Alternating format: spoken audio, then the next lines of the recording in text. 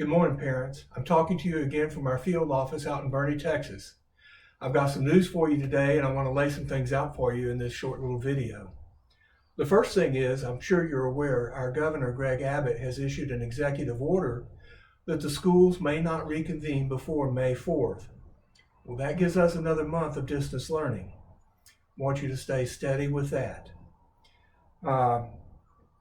Unless we are told otherwise, teachers will report to work on Tuesday, May 5th, and all students will report back to school on Wednesday, May 6th.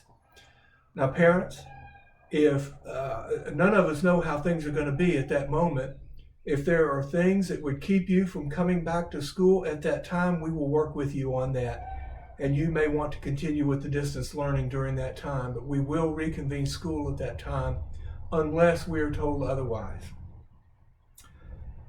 Your principals will be getting with you about your end-of-year events as much as possible. We're trying to schedule those and reschedule a lot of those things. So they will be getting back to you with those. Anytime something critical happens or a new plan is put in place, there are always unintended negative consequences. Well, that may be true of this as well. I'm sure there's many of them, but let's talk about the unintended positive consequences, of which some of them are very interesting. The first of all is that our students are experiencing the university model of learning. It's very much like learning it at any of your most prestigious universities in the country, like Texas A&M. They're learning that they can do a whole lot more than they thought they could. They are learning to own their own learning experience. Parents are rediscovering that they can still do a lot that they thought they had forgotten. Parents are rediscovering family time and creativity to keep everybody busy. Our students are learning the value of reading a good book once again. And we're rediscovering also that the family has always been the center of learning and always will be. It's where the real learning takes place, is at home. Our students can do more, and they are. The reports coming back from families are strong. Our students are doing well. We could not be more pleased with that. But parents, we do have some families that are struggling. I heard from a family just the other day that was really struggling with homeschooling and keeping their kids on track. Don't forget to pray for your fellow parents who are really having a hard time with this. Some of you will do this easily. Others of you will not. So let's be praying for them.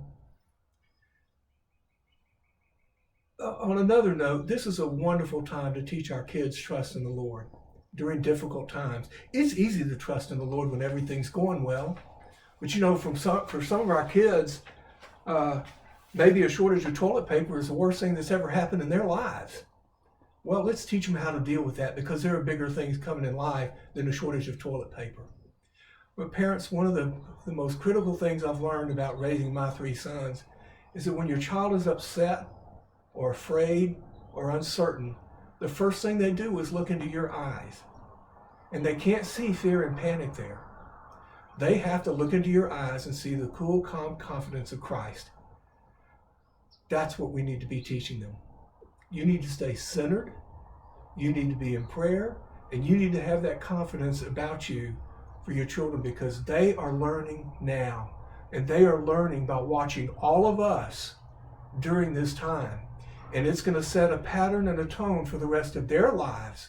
As they go through hard times, they will always, always remember this event, just like I remember 9/11.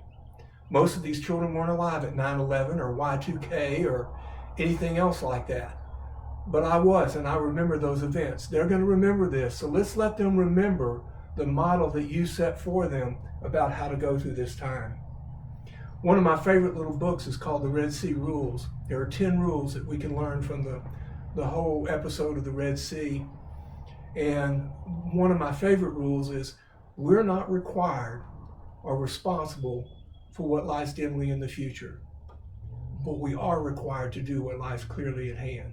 So let's take one day at a time as we go through this and do what lies clearly at hand. And that's teaching our children with what the teachers are sending home. Stay on top of the videos, and we'll be communicating with you more about that as the year progresses. Also, remember to practice your social distancing. I'm required by law to do that, to tell you that. Schools are mandated to support that theme, but it does look like it's working according to most accounts. We're beginning to flatten the curve. There is an effect. Regardless of what comes after social distancing and we all go back to work, it does work. Stay steady at the wheel. We will get through this, and God's peace to you all. Thank you. Bye-bye.